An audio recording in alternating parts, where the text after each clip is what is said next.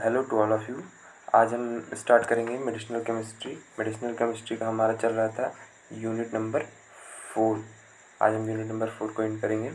उसमें क्या है हमारा, इसमें हम लोग पढ़ते हैं drug acting on central nervous system. क्या पढ़ते हैं? Drug acting on central nervous system. Central nervous system तो CNS। अब CNS क्या होता है? CNS हमारा होता है सेंट्रल नर्वस सिस्टम।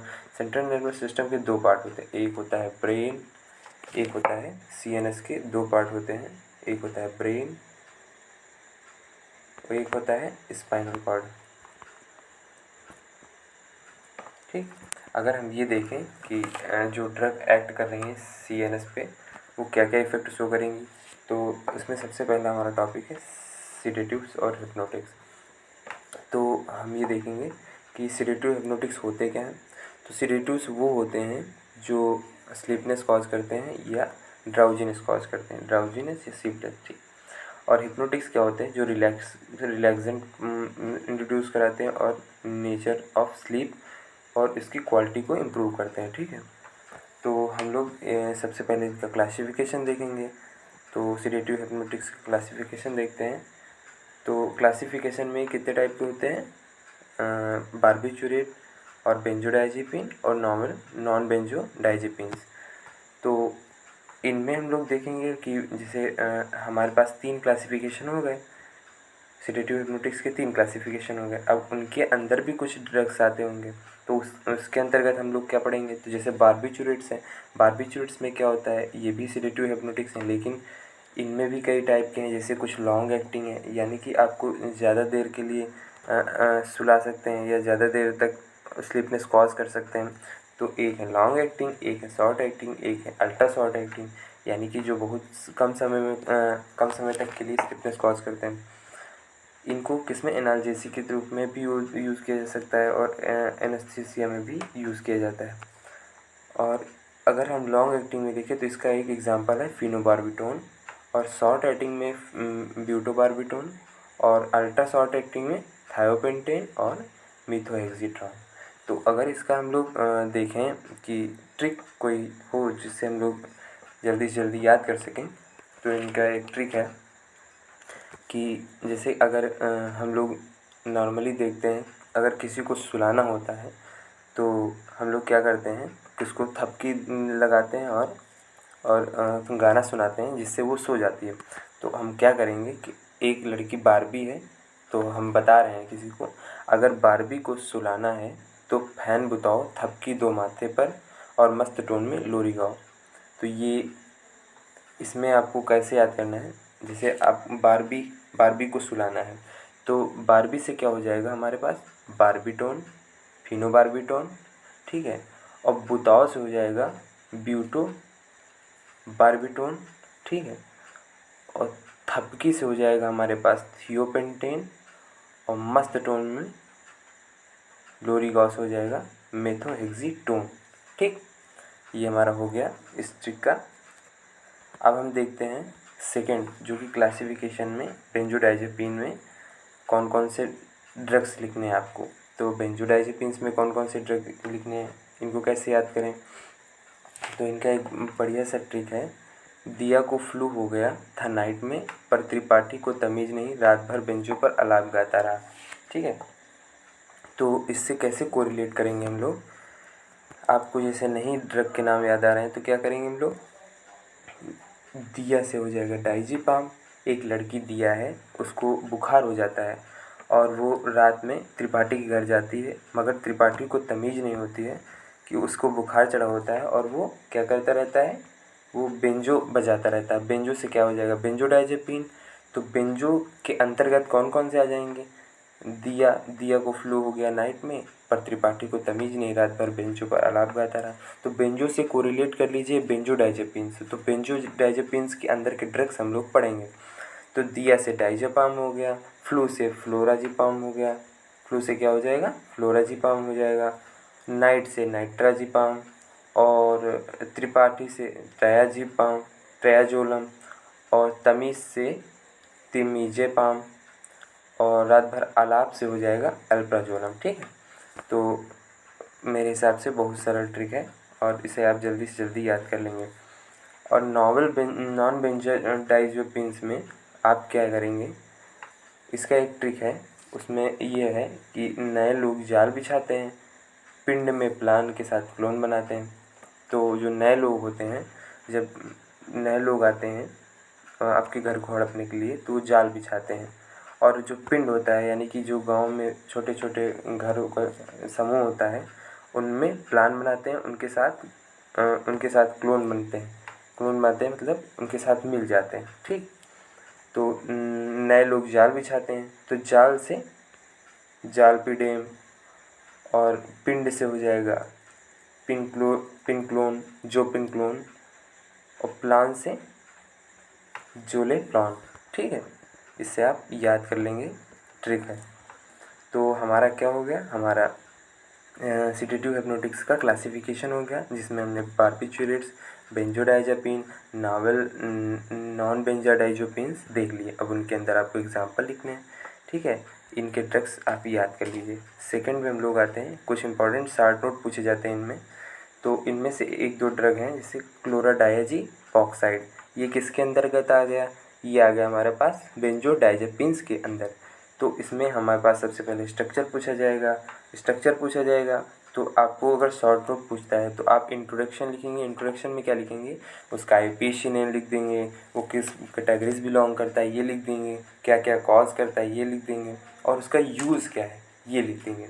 जब आप इतनी चीज़ें लिख देंगे तो वो आपका शॉर्ट नोट हो जाएगा। तो जैसे कि हम क्लोराडाइजीपम ऑक्साइड देख रहे हैं कि यहाँ पे एक बेंजीन रिंग है और एक और बेंजीन रिंग की तरह है, लेकिन उसमें नाइट्रोजन 2 बार लगे हुए हैं। तो इसका आप स्ट्रक्चर एक बार 2 बार बनाएंगे तो आपको याद हो जाएगा। ठीक, और इसका केमिकल फार्मूला देख लीजिएगा आप लोग। इसी तरह डायजीपम का में क्या होता है, डायजीपम की वो भी आती है, क्या कहते हैं, सिंथेसिस भी कभी कभी आ जाती है। तो सबसे बड़ी बात यह है कि डायजीपम की सिंथेसिस आती है, इसलिए इसका आप कन्फर्म स्ट्रक्चर याद कर लीजिए। ठीक, उसके बाद क्लोराजीपेट, उसका भी एक दो बार देख लीजिए, ज़्यादा बार तो नहीं पूछा गया। और ऑक्साजीपाम का तो पूछा ही गया एक दो बार। तो हमारा ये कंप्लीट हो गया। सेकंड पे चलते हैं, पार्ट 3 है हमारा यूनिट 4 का। इसमें क्या हमने देखना है कि बेंजोडाइज़ेपिन का सार बहुत बार पूछा गया है। तो बेंजोडाइज़ेपिन के सार में क्या हम लोग लिख सकते हैं, ईजी मेथड क्या होता है किसी चीज़ का सार लिखने का। जैसे आपको ज़्यादा कुछ नहीं याद समझ में आ रहा है इस समय, तो आप क्या करेंगे, आपको अगर डायग्राम याद है तो आप क्या करेंगे, उस डायग्राम को लेंगे और जो उसमें दिख रहे हैं ग्रुप, जैसे इसमें हेलोजन ग्रुप दिख रहा है, एल्किल ग्रुप दिख रहा है, नाइट्रोजन ग्रुप दिख रहा है, बेंजीन रिंग दिख रही है, एरोमेटिक और ऑक्सो ग्रुप दिख रहा है। तो आप क्या करेंगे, इनको पहले लिख लेंगे कि अगर ये होगा तो भी इसका जो एक्टिविटी है वो इंक्रीज़ होगी। तो आप जब इस तरह के पॉइंट बनाएंगे तो कुछ ना कुछ तो आपकी कापी भरेगी, तो देखने में अच्छा लगेगा। उसके बाद आप जब उनके इतना लिख लें तो उसके बाद आपको जितनी रिंग दिखें उस हिसाब से उसको नंबरिंग दे दें। और उसमें नॉमेनक्लेचर आपने अगर पढ़ रखा है तो बहुत अच्छा है। तो उसमें क्या होगा कि आप जब नंबरिंग करेंगे तो उसमें कुछ कुछ चीज़ें बता दीजिए कि अगर आप एल्किल ग्रुप लगा रहे हैं तो उसकी 1 पे एल्किल ग्रुप लगा रहे हैं तो उसकी जो एक्टिविटी वो डिक्रीज़ होगी। अगर सेकंड नंबर पे कुछ और लगा रहे हैं, कोई ग्रुप लगा रहे हैं, तो उसकी एसेंशियल उसकी डिक्रीज़ होगी या इंक्रीज़ होगी। अगर ए पे ग्रुप एरोमेटिक हेलोजन हेट्रोएक्टिक लगा रहे हैं तो उसकी एक्टिविटी इंक्रीज़ होगी। इसी तरह आपको बना के लिखना है। ठीक है, अब आगे चलते तो हम देखते हैं कि इसमें बेंजोडाइज़ेपिन हो गया। बेंजोडाइज़ेपिन का स्ट्रक्चर एक्टिविटी रिलेशनशिप देख चुके हैं। अब इसमें कभी कभी ये वाले क्वेश्चन पूछे जाते हैं, जैसे बारबिचुरेट का बारबिचुरेट का आपको शॉर्ट नोट में पूछा जा सकता है, और इसके कभी कभी वो आता है, सार भी आता है। तो सार के लिए हम लोग देख लेते हैं। इसका आपको स्ट्रक्चर तो कम्प्लीटली याद ही होना चाहिए। इसमें तो आपको बेंजोडाइज़ेपिन का सैम्पल स्ट्रक्चर और बारबिचुरेट का स्ट्रक्चर, जिससे कि आपको कन्फ्यूज़न न रहे। इसमें क्या है, देखिए नॉर्मली आप आदमी को देखते हैं, इसका स्ट्रक्चर याद करने की ट्रिक देख रहा हूँ मैं, अगर हो सकता है तो बन जाएगी। क्या होता है कि ऊपर सर होता है, फिर थोड़ा गला होता है, फिर उसकी बॉडी होती है। बॉडी में क्या होता है, यहाँ पे उसने बटन लगा रखी होती है, और फिर वो क्या कर रहा है, उसकी बॉडी नैरो हो जाती है यहाँ पे। ठीक है, उसकी बॉडी नैरो हो जाती है, फिर उसके पैर निकल आते हैं इधर उधर। ठीक, और उसके ये दोनों हाथ हैं। तो हाथ में क्या है, उसने गोला पकड़ रखा है और कंधे पर उसके बंदूकें रखी हैं। ओके, तो आप क्या करेंगे,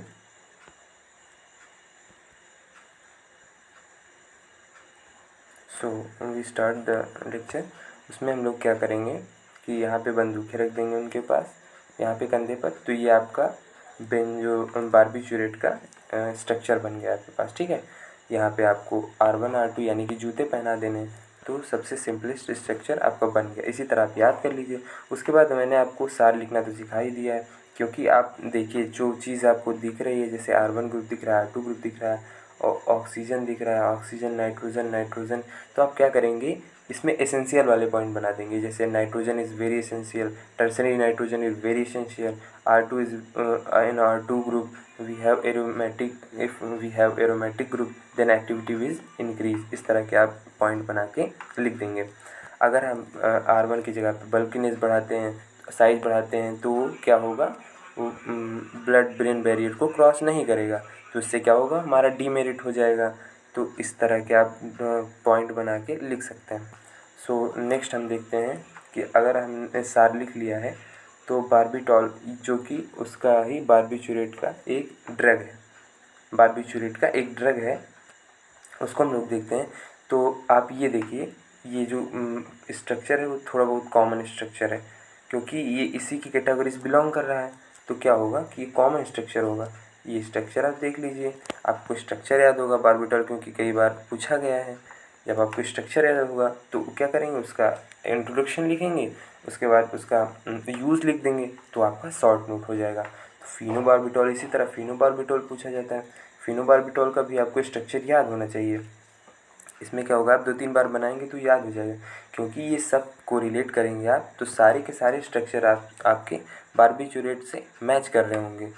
ओके, तो आपको इंट्रोडक्शन में क्या क्या लिख सकते हैं। अब जिससे शॉर्ट नोट आया तो आप क्लास लिखेंगे, किस क्लास से बिलोंग करता है, उसका IUPAC नेम हो सकता है, लिख देंगे।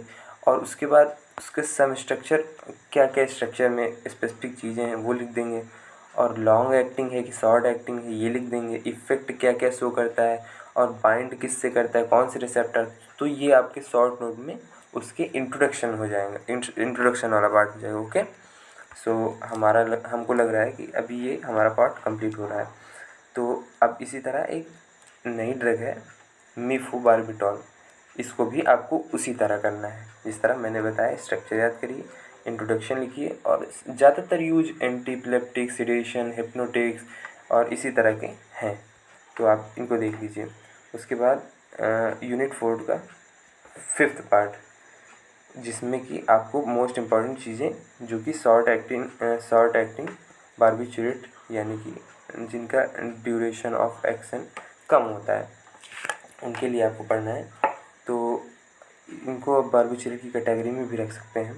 इसमें क्या क्या कई एग्जांपल हैं, जैसे एमोबारबिटॉल। ये जो मैं बहुत इम्पॉर्टेंट है वही देख रहा हूँ, क्योंकि सिलेबस में तो बहुत सारे ड्रग हैं, 35-40। सो आपने देखा यहाँ पे आपको कई सारे ड्रग मिल जाएंगे, 30-35 ड्रग होंगे, मगर मैं जो इम्पोर्टेंट ड्रग है वही बता रहा हूँ।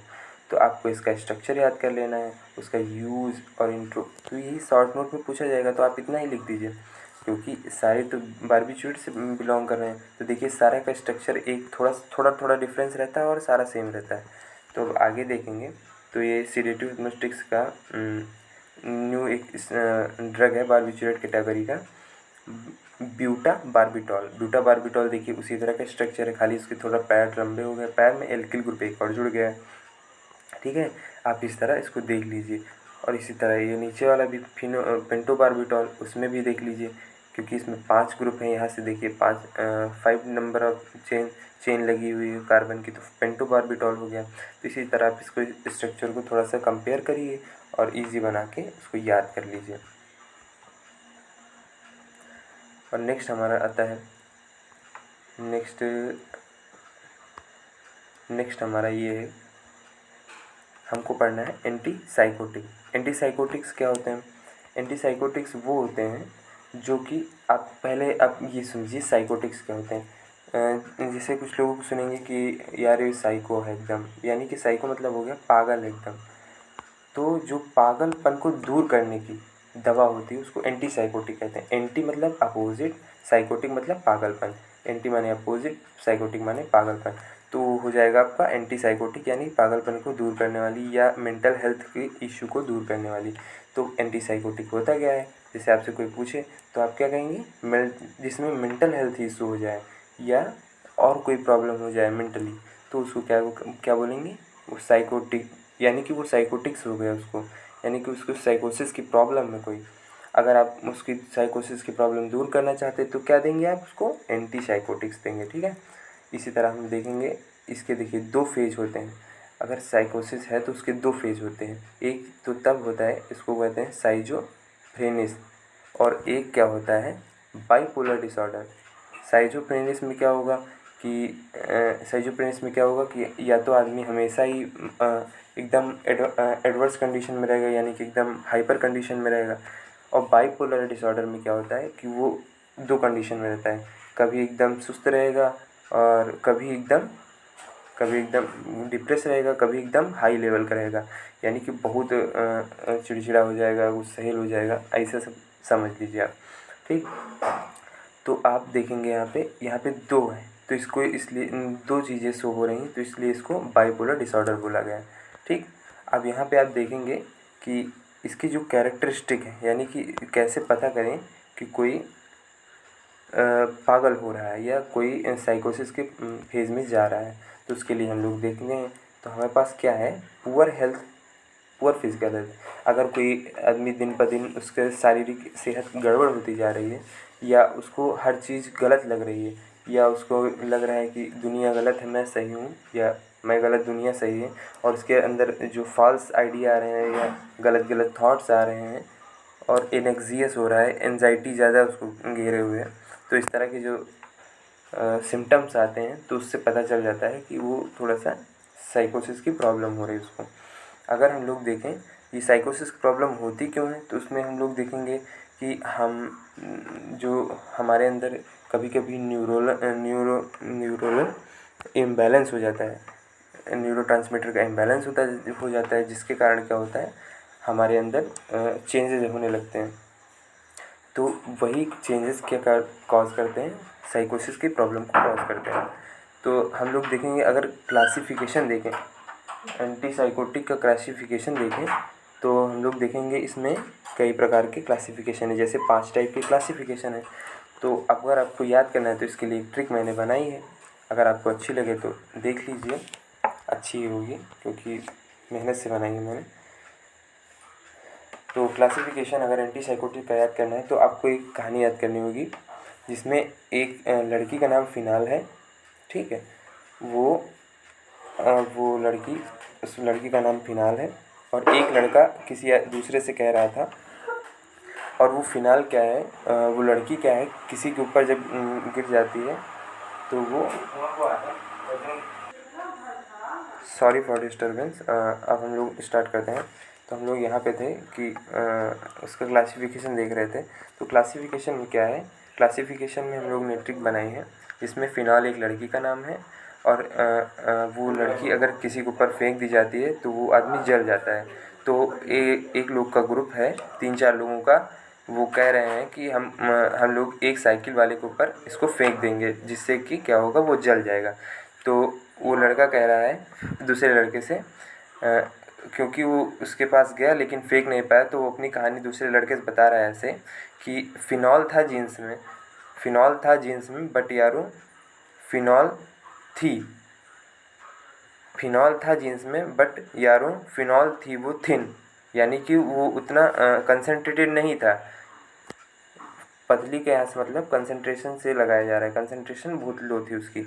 और साइकिल वाला हेटर, यानी कि जो साइकिल वाला हेटर था वो तेज़ चला रहा था, पागल तेज़ चला रहा था, क्योंकि यहाँ पे साइकोसिस की बात हो रही, तो उसको पागल मान लीजिए, आप साइकिल वाले को पागल मान लीजिए। तो साइकिल तेज़ चला रहा था, ठीक। इसको जैसे आप कोरिलेट करेंगे तो आपको फिनॉल था जीन्स में से, फिनॉल था जीन्स में, तो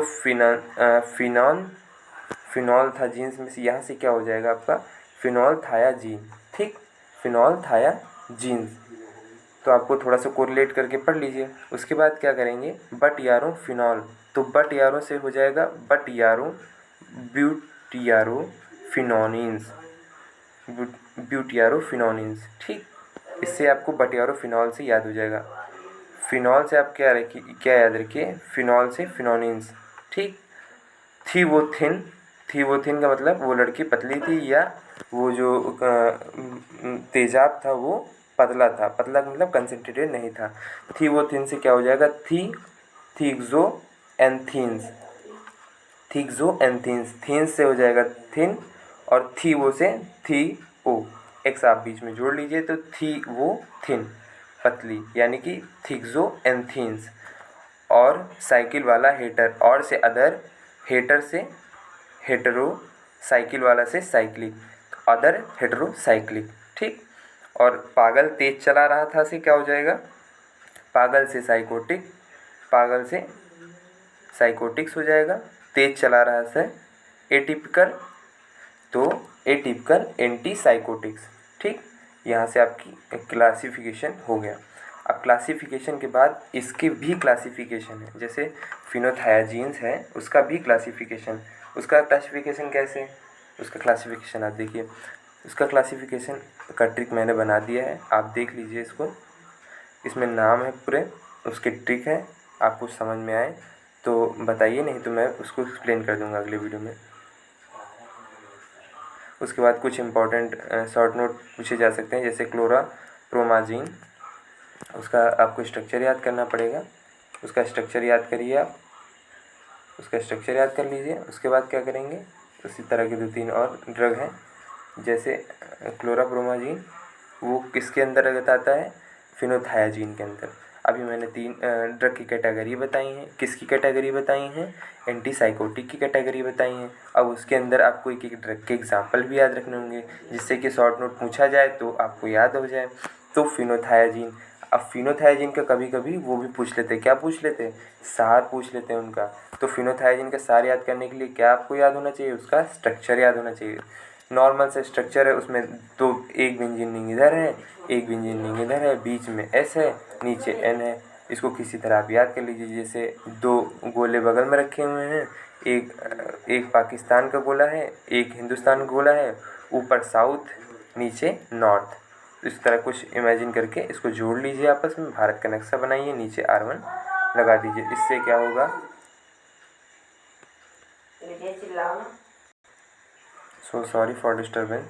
अब हम लोग देखेंगे कि इसका आपको स्ट्रक्चर बता दिया मैंने ट्रिक के माध्यम से, इसको भी आप लोग देख लीजिए। उसमें हमने जितने भी सार के लिए बताए हैं, जैसे कि जो एसेंशियल है R group, N group, sulphur, तो आप इसको किसी तरह बना के लिखिए, क्योंकि सार लिखना उतना कठिन काम नहीं होता, लेकिन आप थोड़ा सा माइंड लगाएंगे कि कहाँ पे R1 लगाना है, कहाँ पे R2 लगाना है, ऐसे आप माइंड लगा के किसी तरह उसको सार लिखिए।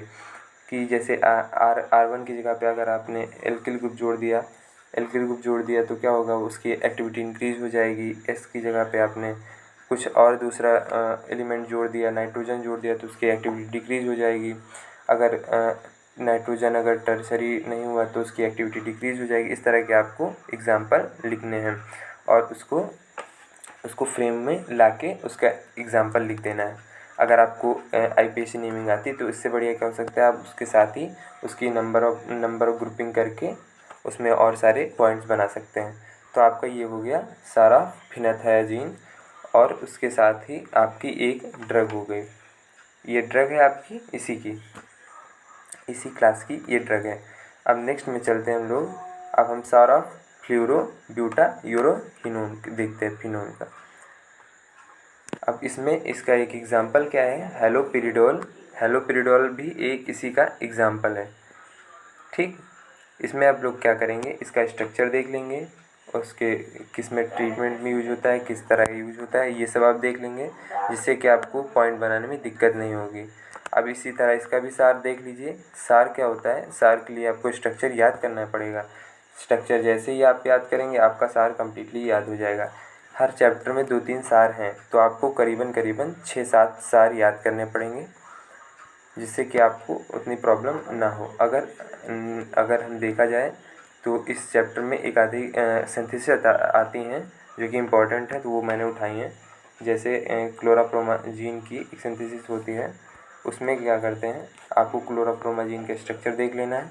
उसके बाद क्या करना है, उसको किसी तरह तोड़ना है, तोड़ के उसके बीच से कोई ना कोई ग्रुप हटा के उसको आपस में जोड़ के फिर से वही स्ट्रक्चर सिंथेसाइज कर देना है, जिससे कि क्या होगा, अगर आपको रिएक्शन नहीं भी याद है तब भी आपको नंबर मिल जाएंगे, और अगर नंबर नहीं भी मिल रहे हैं उतने तो आपको 0 नंबर नहीं मिलेंगे।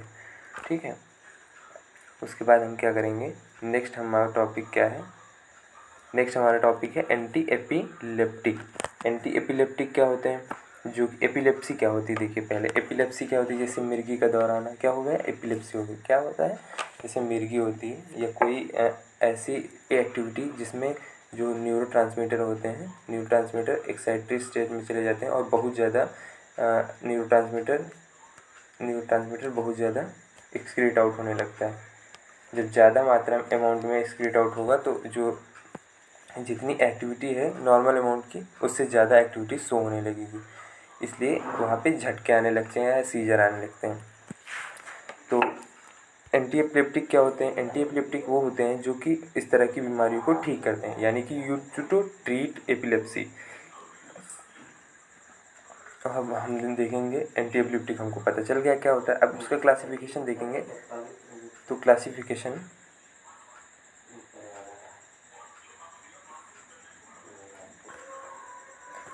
हम लोग देख रहे हैं यहाँ पे हमारे पास क्या आ गया है, हमारे पास यहाँ पे क्लासिफिकेशन आ गया। क्लासिफिकेशन को कैसे याद करते हैं, क्लासिफिकेशन याद करने के लिए एक ट्रिक है हमारे पास। जैसे वो ट्रिक का क्या, कैसे क्या है ट्रिक, उसमें ये ट्रिक है कि अगर आप ये पढ़ें कि हाय बाबर देव अली इनमें सक्सेस पाना है तो बन जाओ सन्यासी। जैसे कोई आपको सुझाव दे रहा है कि हाय बाबर देव अली इनमें सक्सेस पाना है तो बन जाओ सन्यासी, इन नए चक्करों में ना पड़ो। तो हाय से हायाटोनिन, बाबर से बारबिचुरेट, देव से डिओक्सीबारबिचुरेट, इनमें से इम्यूनो स्टेलबीन और सक्सेस से सक्सिनामाइड, पाना से फेनिल ट्रायाचीन और नए से नॉवेल ड्रग, चक्करों से होगा साइक्लिक गाबा हो जाएगा, बन से बेंजाडाइजेपाइन। इस तरह आपको याद करने हैं, क्योंकि बहुत सारे क्लासिफिकेशन और ड्रग हैं जिससे कि आपको ट्रिक से ही याद हो पाएगा। इसलिए आप क्या करेंगे, इन ट्रिक को अच्छे से 1-2 बार रिवाइज़ करेंगे और याद हो जाएगा। उसके बाद अगर मोड ऑफ़ एक्शन देखें तो मोड ऑफ़ एक्शन में क्या होता है कि अगर हम लोग देखें एंटीसाइकोटिक वर्क कैसे करते हैं, एंटीसाइकोटिक वर्क कैसे करते होंगे यही सोचिए।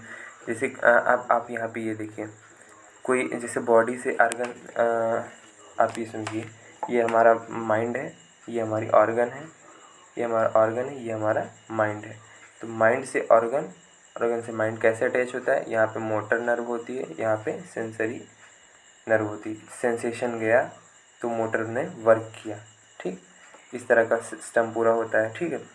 अब क्या होता है, हमारे यहाँ पे मोटर न्यूरॉन में अगर ज़्यादा कोई चीज़ ज़्यादा जाने लगी, यानी कि ज़्यादा न्यूरोट्रांसमीटर का सीक्रेशन होने लगा, तो क्या होता है, यहाँ पे झटके आने लगते हैं ऑर्गन्स में।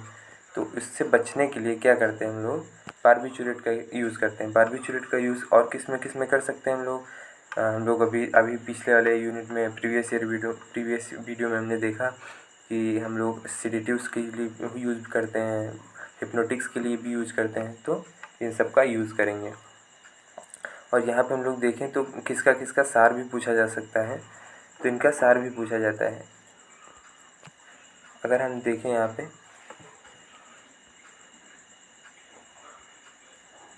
कि जैसे जो 3 ग्रुप पाए जाते हैं, 3 ग्रुप के होते हैं, 3 ग्रुप नहीं 3 टाइप के होते हैं। मोड ऑफ एक्शन देखेंगे इनका, ये 3 ग्रुप होता है। जैसे फैसिलिटेट गाबा हो गया, फैसिलिटेट गाबा में क्या होता है, यहाँ पे 2 ग्रुप होते हैं इनके, एक बारबिचुरेट दिया जाता है, एक बेंजोडाइज़ेपिन दिया जाता है। और एक इनको कैसे कंट्रोल किया जा सकता है, इनको ब्लॉक न्यूरोनल आयन चैनल, यानी कि इनके अगर जिससे वो न्यूरॉन्स का चैनल पास हो रहा है, यानी कि न्यूरॉन्स का सेंसेशन पास हो रहा है, जिससे वो मैसेज दे रहे हैं कि अब आपको न्यूरोट्रांसमीटर रिलीज़ करना है, तो वही अगर आप ब्लॉक कर देंगे तो ज़्यादा न्यूरोट्रांसमीटर ही नहीं जाएगा, तो वो ज़्यादा एक्सेस यूज़ नहीं होगा, तो सीजर नहीं आएंगे। तो आप क्या करेंगे, उसको ही ब्लॉक कर देंगे, इसको न्यूरोनल आयन चैनल को ब्लॉक कर देंगे। अभी और फैसिलिटेट गाबा क्या करता है, बारबिचूरेट और बेंजोडाइज़ेपिन को प्रेफर करता है। इससे क्या होता है, ये इनहिबिट कर देता है किसको, सेंसेशन को इनहिबिट कर देता है। जब सेंसेशन को इनहिबिट कर देगा तो क्या होगा, हमारे ज़्यादा झटके नहीं आएंगे और धीरे धीरे स्नीजर कम पड़ जाएंगे। अब हम लोग देखें हमारे पास नेक्स्ट टॉपिक क्या है, आप लोग इसके नोट्स बना लीजिए। हमारे पास नेक्स्ट टॉपिक है फेनिलटोइन। अब हम लोग ये तो जानते ही हैं कि कुछ ना कुछ तो शॉर्ट नोट आते ही हैं। एंटी कन्वल्सेंट पे, एंटी एपिलेप्टिक पे शॉर्ट नोट आएगा। तो उसमें क्या करेंगे हम लोग, फेनिलटोइन एक इम्पॉर्टेंट है ये, क्योंकि कई बार एग्जाम में पूछा जा चुका है। तो फेनिलटोइन को हम लोग एक बार शॉर्ट नोट उसका देख लेंगे। तो ये रहा उसका स्ट्रक्चर, उसका बेसिक स्ट्रक्चर हाइड्राटोइन का ये बेसिक स्ट्रक्चर होता है। ये हाइड्राटोइन का बेसिक स्ट्रक्चर होता है। अगर इसमें इतना ये सब चेंज कर देंगे तो हमारे पास क्या बन जाएगा, फिनोटोइन। ये क्या बन जाएगा, हमारे पास फिनोटोइन बन जाएगा। इसी तरह इथोसक्सीमाइड का कभी कभी पूछ लेते हैं। तो अगर R1 ये इसी तरह हम लोग अगर इसमें चेंज कर देंगे, जैसे अभी मैंने बताया कि वहाँ पे हम लोग R1 R2 R' ये सब चेंज कर रहे हैं। अगर उसकी जगह पर हम लोग ये इस स्ट्रक्चर में ये सारी चीज़ें पुट इन करेंगे तो हम लोग को क्या मिल जाएगा, इथोसक्सीमाइड मिल जाएगा। इसी तरह मिथोसक्सीमाइड भी चाहिए हमको, तो क्या करेंगे, इस ये ग्रुप को उठा के यहाँ पे लगाएंगे तो हमारे पास क्या मिल जाएगा, मिथोसक्सीमाइड मिल जाएगा। तो आप लोग क्या करेंगे, धीरे धीरे इनके स्ट्रक्चर को बना के प्रैक्टिस करेंगे। अब क्या होता है कि कभी कभी सिंथेसिस पूछ ली जाती है। तो इस चैप्टर में मुझे एक इम्पॉर्टेंट सिंथेसिस लगी जिसमें फेनिलटोइन पूछा गया था। तो उसमें क्या है कि सबसे पहले आपको फेनिलटोइन का स्ट्रक्चर तो पता ही है, क्योंकि अभी आपने पीछे पढ़ा है। फेनिलटोइन का स्ट्रक्चर अगर आपको नहीं याद है तो यहाँ देख लीजिए, इसका बेसिक स्ट्रक्चर याद करिए। फिर उसके बाद दोनों में बेंजीन रिंग लगानी है और आरती पोजीशन पे क्या लगाना है, हाइड्रोजन लगाना है। तो पूरा आपको इजी सा लगेगा। अगर फेनिलटोइन की सिंथेसिस देखनी है तो आपको अगर पहले 2 रिंग बनानी होंगी। यहाँ पे पहले अगर इसको क्रॉप करेंगे आप तो पता चल जाएगा आपको 2 रिंग बनानी होंगी। तो आप क्या करेंगे, उन 2 रिंग को बनाने के लिए सबसे पहले आप क्या करेंगे, बेंजल डिहाइड लेंगे 2 मोल्स, उनको आपस में रिएक्ट कराएंगे NaCN के प्रेजेंस में, तो बेंजोइन बन जाएगा। बेंजोइन से क्या होगा, कॉपर सल्फेट के प्रेजेंस में यूरिया को कॉपर सल्फेट से कराएंगे तो उसके बाद क्या होगा, ये हमारे पास ये ग्रुप आ जाएगा। क्योंकि हमें ज़रूरत किसकी है, हमें CO की भी ज़रूरत है फेनिलटोइन में। ये देखिए यहाँ पे हम लोग को इस ग्रुप की भी ज़रूरत है। इसके बाद हम लोग C2H5ONa सोडियम मेथॉक्साइड के प्रेजेंस में 2 टाइम्स और यूरिया के प्रेजेंस में रिएक्शन कराएंगे, जिससे हमें फेनिलटोइन प्राप्त होगा। ओके, आप लोग इसकी स्ट्रक्चर देख लीजिए। ये रहा उसका स्ट्रक्चर। तो ये मोस्ट इम्पॉर्टेंट है थोड़ा बहुत, फेनिलटोइन इसका सिंथेसिस पूछा जाता है। उसके बाद क्या होगा, डाइजीपाम की भी सिंथेसिस कभी कभी पूछ ली जाती है। डाइजीपाम और बारबिटॉल ये भी इम्पॉर्टेंट हैं। तो आप क्या करेंगे, इनके स्ट्रक्चर को याद करेंगे, उसके बाद इनको तोड़ मरोड़ के किसी तरह इनको बनाना सीखेंगे। तो आप जब कई बार इनका डाइजीपाम का अगर आप वो बना रहे हैं, क्या कहते हैं, डाइजीपाम का अगर मेन स्ट्रक्चर बना पा रहे हैं तो उसी तरह ये इसको किसी तरह करके आपको यहाँ तक प्रोसीजर को लाना है। किसी में ये रिंग काट दीजिए, किसी में ये रिंग काट दीजिए, इनको आपस में जोड़िए, फिर इसको बनाइए। इस तरह आप करके इसको सिंथेसिस करिए। अब जो डाइजीपाम था वो तो बेंजोडाइजीपिन्स का था, इसका बेंजोडाइजीपिन्स का एग्जाम्पल था, यानी कि उसके अंदर ड्रग आता था। अब बारबिचूरेट का एक ड्रग पूछा जाता है जिसको बारबिटॉल बोलते हैं। बारबिटॉल में भी सिंथेसिस पूछी जाती है। अब बारबिटॉल की सिंथेसिस कैसे होगी, इसको देखने के लिए आपको पहले बारबिटॉल का स्ट्रक्चर याद होना चाहिए। अब स्ट्रक्चर जब याद होगा तो आपको सिंथेसिस उतनी कठिन नहीं लगेगी। जब से स्ट्रक्चर याद है तो सिंथेसिस में क्या करना है, ये देखिए। अब आप यहाँ से देखिए, अगर आपके पास इतना पहले से मौजूद है, ये देखिए, इतना इधर मौजूद है, इतना इधर मौजूद है, इन दोनों को आपस में रिएक्ट कराया और बारबिटॉल बना दिया। बस ईजी था। अगर आपको मगर स्ट्रक्चर नहीं याद है तो आपको प्रॉब्लम हो सकती है। इसलिए मैं कहता हूँ स्ट्रक्चर याद कर लीजिए, आपको प्रॉब्लम नहीं होगी। So thank you for watching.